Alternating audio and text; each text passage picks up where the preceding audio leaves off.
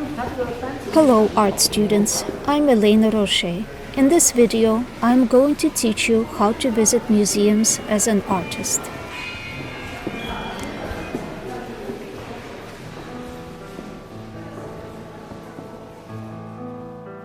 Start with a museum near you. Most of them allow artists to sketch. I live close to both the Getty Center and the Getty Villa, so I go there often. Bring a small sketchbook and 1 or 2 automatic pencils with an eraser tip. Keep it simple, no sharpeners, nothing big and heavy. I made a cover for my sketchbook with pockets for pencils, miscellaneous small things, and loops for attaching it to a belt. In the museum, choose the time period for the style of artist you wish to learn from. See the whole exhibit of works, spending no more than a few minutes looking at each work. Note which works you like, what attracts you, what fascinates you, and what you wish you could draw or paint well but haven't mastered. Look at each work from a distance to see it as a whole and close up to see details. Read what information the museum offers. It is very educational. Choose an artwork based on what you need to learn and on where you would be standing sketching it. You have to be in the right location to view the work and out of the way of others. For sketching a painting, stand directly in front of it. Your line of view should be 90 degrees to the artwork and the wall it is hanging on. For sculptures, be sure to look at the work from all angles and judge how well it's lit. The strong contrast between light and shadow will be very helpful. Standing too close will make for shortening too strong, and standing too far will make it hard to see the necessary details. Poor lighting or little definition between light and shadow, as well as too many reflections or a busy background, will be confusing. Remember, standing on your feet for a while may be a challenge in itself. Then there will be people passing by commenting on the artwork, on you and your work, babies crying, etc. Don't make it worse for yourself by standing and sketching in the heavy traffic flow.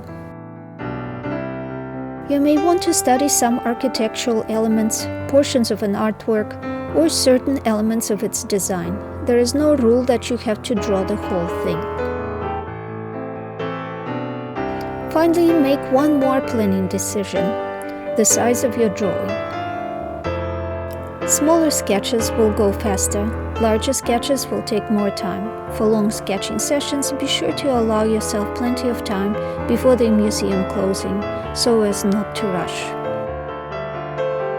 Now zero in on an artwork you wish to study, make it partly your own by drawing it. Concentrate on the task at hand and ignore all the crowd and the noises. The goal is to go deep into the realm of art, feel the artwork with all your senses, and pay very close attention to it. Always start with the whole, but as you go into the details, ask questions. Why the artist did this pose or position? Why these colors and values? Or why this composition? Remember the wisdom of the 19th century Russian master Nikolai Ge. Learning to draw is learning to see, and to see is to understand. Ideally, an artist should understand the subject matter way deeper than others. Then, what is left unexplained will point the viewers to the hard-to-solve mystery. For example, in this sculpture, the infant's head position is a bit odd. Is he dead? No, the description states the Virgin Mary with a sleeping child. That's a mystery. In the Christian world, the image of the Virgin Mary with the child is one of the ideals. Why would an ideal include an image message about death? That got me thinking, where did I see this before? What message is the sculptor trying to convey? You should strive to capture the important part of what you're learning in as much detail as you can on the spot at the museum. Later, at home, you may want to bring your drawing to completion and even add a bit of personal expression. For example, my thoughts as I drew the sculpture went like this. The infant's head is back over Mary's arm. His arm is hanging down, and the position of his legs is familiar. No clothes on the infant Jesus reveals how healthy and comfortable he is. Mary has a nice flowing gown, a cloak, and a veil. He may look dead in some way, but he is not. He is sleeping peacefully. Nothing worries him. He is trusting himself completely to Mary and to God who chose her to be his mother.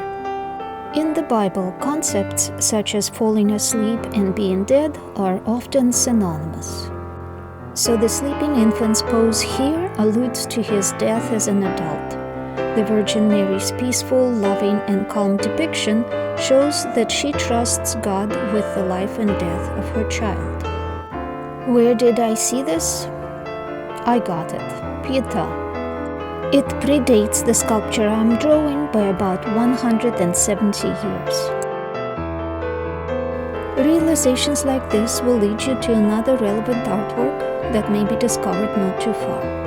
For example, I found an exact replica of Michelangelo's Pietà at Mission San Buenaventura, an hour's drive north. I headed there next as part of improving my understanding.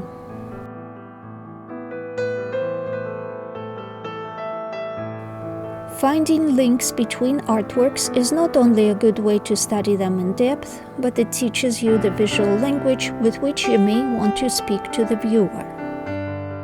By copying the masters, you put yourself into their shoes. You participate in the same creative process, see what they found worthy of note, and make their masterpieces partly your own. Thus, you build your artistic vision and expression on the shoulders of giants.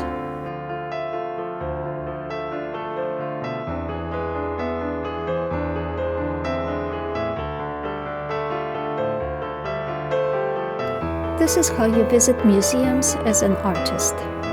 Remember to like this video, share, subscribe, and leave your comments in the comment section. Thank you for watching this video. I'm Elena Roche. Until next time.